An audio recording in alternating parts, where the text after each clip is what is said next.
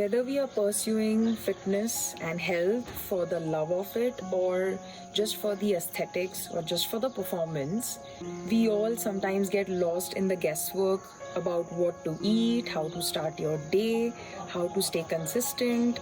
Here I am to tell you how, in small little ways, you can use these thumb rules and stay consistent in your eating, as well as practice intuitive eating. Intuitive eating is nothing but going off being on a diet. Intuitive eating is about really tuning in what your body craves for, what it fuels on, and what it really enjoys. Intuitive eating is also about tuning into your appetite and making sure that you're not overeating, causing either discomfort, acidity, reflux, and all other disorders related to bad lifestyle and erratic eating, along with late night eating. Today we are also going to clarify how can you take steps which are more like a framework rather than me telling you exactly what to do, so you can take best decisions as per your choice, as per your liking, and as per your creativity.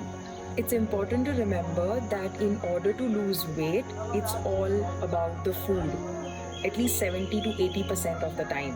Also, if you're going through PCOS or any other form of hormonal imbalance, then food becomes even more important. But if you want to get stronger, if you want to improve your metabolism and improve your physical health, then a certain amount of movement is also important. That's why personally I give weightage 50-50 instead of 70-30. So what is the first thing that you eat in the day? Because what you start your day with is so crucial as to how it pans out in terms of your appetite, in terms of your cravings and energy levels. So I start my day with either fat, and if I am not working out in the morning, then I usually start my day with at least a 2 to 3 egg omelette with lots of veggies. Starting your day with protein and fiber and fat can really satiate you. It can help you regulate your blood sugar levels, and it improves your metabolism. Next is center your carbs around your activity levels. What does that mean? We do not want to demonize carbs, but we want to ensure that the body is able to utilize these carbohydrates effectively and efficiently to fuel you in your most active part of the day. So normally if you're eating carbs in the morning, that should be after your workout, either in the morning, or usually if I'm working out in the evening, then my breakfast and lunch are more heavy on protein, veggies, fiber and fat, and my pre-workout will either be a fruit or a piece of toast, and post the workout I will be having at least complex carbs along with my meal so that I can recover properly from my workout. This means the philosophy of no carbs post 4 p.m., 5 p.m. or 6 p.m. is only valid if your most active part of the day is in the first half of the day. But if your most hectic workout, or if you are doing weight training in the night or in the evening, then you definitely need carbs either before or after workout, or sometimes both.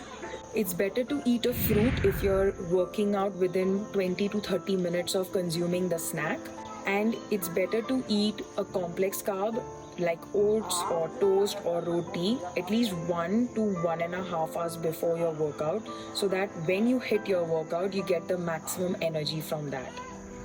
Eat your fruits and drink your vegetables. What does this mean? You are recommended to have close to 8 to 9 portions of fruits and vegetables, predominantly vegetables, during the entire day. But most people only end up consuming maximum 2 to 3 portions. So how can you include more vegetables in your day is by having a snack which can be a green juice or a red juice. You can be using green leafy vegetables. You can be using, for red juice, beetroot, carrot, ginger, which is a really great combination as well. Eating fruits is much better than drinking because fruit has fiber that automatically reduces the absorption of sugar in the body. Plus, fruits is rich in multivitamins as well as minerals, which is essential for your body's metabolism and optimal functioning. Personally, I would recommend you have Karela shot every single day at the beginning in the morning on an empty stomach, because not only does it improve your blood sugar levels, but it also improves your skin. It stimulates your liver to start detoxifying, so you will get a very good healthy digestive system. Along with that, it has vitamin A, which are very good for you as well. I've been having Karela since the last 2 years very consistently, and I saw that it not only helped me improve my PCOS symptoms, but it also improved my skin drastically.